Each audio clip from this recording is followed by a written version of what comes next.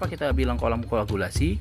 Koagulasi itu adalah peristiwa menyatunya partikel-partikel debu atau partikel-partikel yang bermuatan listrik positif dan negatif, sehingga dia membentuk plok atau membentuk koagulan. Koagulan inilah yang akhirnya akan membuat kotoran tersebut membesar dan kemudian mengendap.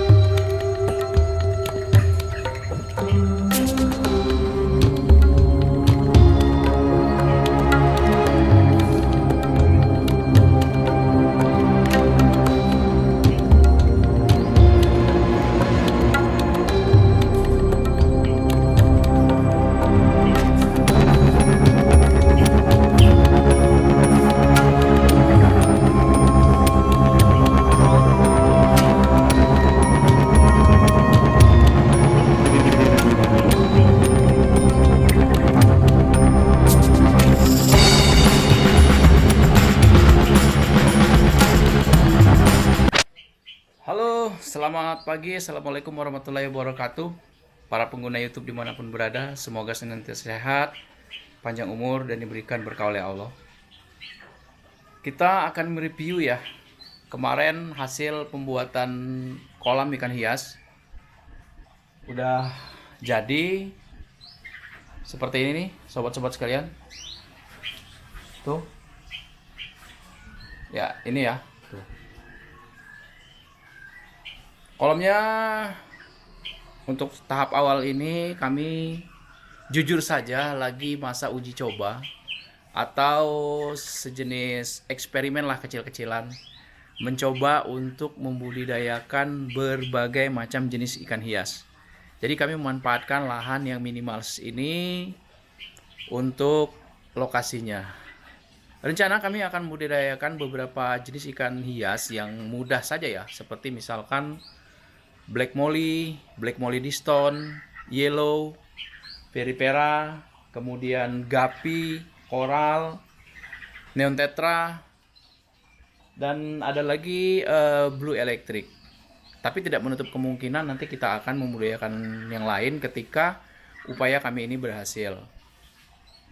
Kenapa kami tertarik untuk membudidayakan ikan hias ini? Karena ini sebenarnya adalah salah satu potensi yang selama ini mungkin tidak terlalu dilirik orang dengan alasan katanya susah pemasarannya, kemudian hasilnya nggak seberapa. Kami tidak berasumsi seperti itu. Jadi di dalam membuat sebuah usaha atau memulai sebuah usaha, yang pertama harus kita lakukan, kita harus menikmati dengan niat yang baik proses yang akan kita jalani. Dan kita jangan dulu berpikir tentang uang. Kita nikmati, kita anggap aja dulu ini sebagai hobi, tapi kita punya niat atau punya misi-misi bahwa apa yang kita lakukan ini tidak stagnan. Artinya kita coba kembangkan terus sampai akhirnya mencapai hasil yang benar-benar maksimal seperti itu. Oke, melalui kanal Simalaba Fishing ini kami akan coba terus mereview dari awal ya, dari skala kecil ini. Bagaimana sih proses awal, benar-benar dari awal kita untuk budidaya ikan hias seperti itu ya. Nah, nanti akan terus kita review sampai hasilnya, bagaimana proses pemijahan jenis ikan ini ya kan.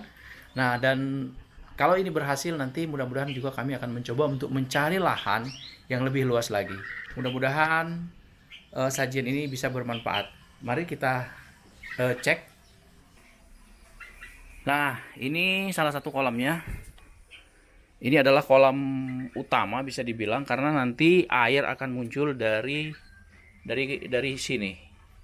Air akan muncul dari sini, terbendung, kemudian akan mengalir ke kolam kedua. Dan selanjutnya terus terbendung dan akan mengalir ke kolam ketiga. Kemudian terus akan mengalir ke kolam yang keempat di sini. Nah, dari kolam keempat ini, di sini kita sudah membuatkan lubang pembuangan, ya, lubang pembuangan yang akan jatuh pada kolam pembuangan utama, yaitu di sini. Nah, ini nih, dia akan keluar di sini. Kebenaran di sini ada kandang apiari juga ya. Nah, akan masuk ke sini. Nah, dari sini, ini yang kita namakan kolam koagulasi. Oke. Seperti ini kawan-kawan lebih jelasnya. Nah, ini yang kita maksud dengan kolam koagulasi. Kolam koagulasi ini fungsinya adalah untuk menampung kotoran yang dibuang dari kolam di dalam sana tadi ya, di sebelahnya. Nah, di sini kenapa kita bilang kolam koagulasi? Koagulasi itu adalah peristiwa menyatunya partikel-partikel debu atau partikel-partikel yang bermuatan listrik positif dan negatif sehingga dia membentuk plok atau membentuk koagulan. Koagulan inilah yang akhirnya akan membuat kotoran tersebut membesar dan kemudian mengendap. Jadi kita tidak menggunakan sistem penyaringan busa ya. Kita menggunakan sistem penyaringan koagulasi di mana kotoran tersebut akan mengendap di sini. Itulah sebabnya kolam koagulan ini tidak boleh dikasih apa-apa. Ini tempat mengendap kotoran setelah jatuh dari kolam-kolam budidaya. Setelah kotoran mengendap, air akan berputar, mengendap, dan yang beningnya akan tumpah ke sana. Terus ke sana, dan kemudian di sana kita akan beri pompa. Nah, disitulah nanti akan menyedot air yang sudah bening, di mana kotorannya sudah mengendap di sini, sudah bening, kemudian masuk ke sana. Oke, masuk kembali ke kolam budidayanya. Masuk lagi ke kolam budidaya, terus melalui dinding sini, dan akan tumpah ke sini. Sehingga di sini sudah tempat kita menyimpan indukan-indukan yang siap untuk melakukan reproduksi. Terus kemari, nah di sini nanti kita akan letakkan ikan-ikan yang dia memang sudah siap untuk dipanen. Artinya anakan-anakan yang dari kolam-kolam indukan ini yang sudah besar, kita akan sortir, kita akan letakkan di sini. Kemungkinan kolam ini akan padat. Kenapa sengaja kita padatkan? Karena adanya aliran kotoran yang terbuang di sini akan diaduk sehingga dia akan keluar, tidak mengendap di sini.